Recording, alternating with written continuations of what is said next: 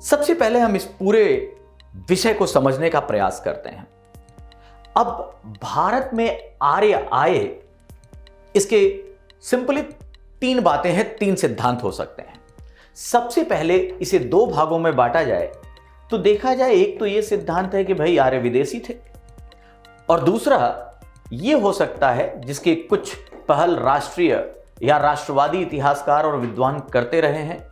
और आज की थ्योरी भी कहां तक पहुंचती है, आज का निष्कर्ष कहां तक पहुंचता है वैज्ञानिक रूप से, पुरातात्विक रूप से, उन सब की समग्र चर्चा हमें करनी है। जब हम विदेशी की बात करते हैं तो पहला सिद्धांत था AIT, मतलब आर्यन इन्वेजन थ्योरी। मतलब आर्यों ने भारत को जीता, भारत पर आक्रमण किया, ताकत के बल पर युद्ध लड़ा और यहां के लोगों को एक तरह से गुलाम बनाया और मूल निवासियों को हटाकर यहां पर अपना राज कायम किया। दूसरा, जब बाद में इसका खंडन होने लगा उसी दौरान, तो इसे थोड़ा माइल्ड, थोड़ा मॉडरेट किया गया और कहा गया कि नहीं भाई, इन्वेजन नहीं है, AMT है। AMT माने माइग्रेशन।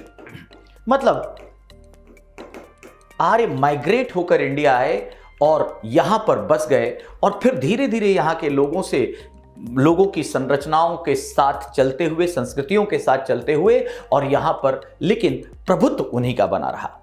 और तीसरा है स्वदेशी। तो ये अभी चर्चा का विषय है कि क्या आर्य यहां के मूल निवासी थे।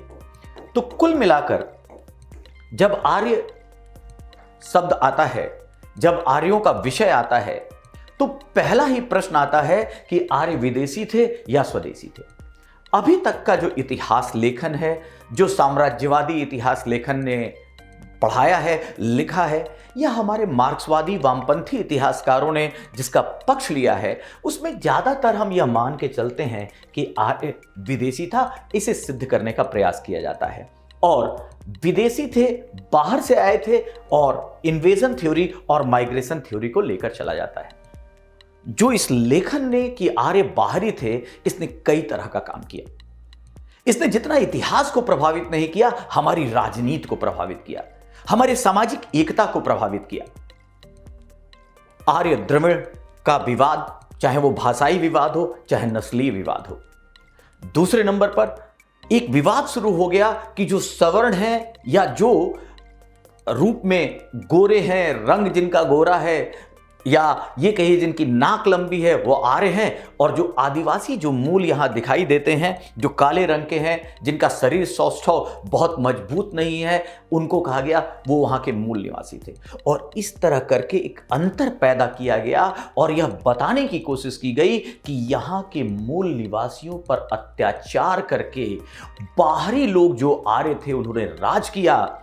और एक भ्रम आजकल ये भी फैलाया जा रहा है, खासकर हमारे आदिवासियों में, दलित भाइयों में, कि अगर तुम्हें वास्तव में मुक्ति पानी है, अगर तुम्हें शोषण से अलग होना है, तो तुम्हें तभी हो पाओगे जब तुम हिंदू धर्म से अलग हो जाओगे, क्योंकि ये हिंदू धर्म और नहीं बल्कि आर्यन द्वारा ही, आर्य लोगों द्वारा ही स्थापित है। मतलब एक समानता स्थापित कर दी गई, आर्य इज सिनोनिम टू हिंदुत्व या हिंदू।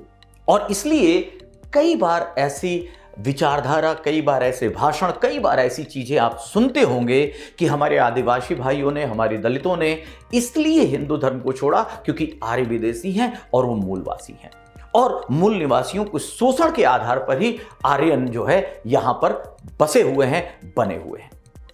कई तरह के अंग्रेजों का तो ठीक है, चूंकि वो डिवाइड एंड रूल पर विश्वास करते थे, लेकिन हमारे देश की राजनीति भी इस तरह से चली जिसमें लोगों ने अपने राजनीतिक स्वार्थ के लिए अपने अपने तरीके से इसका इंटरप्रिटेशन किया।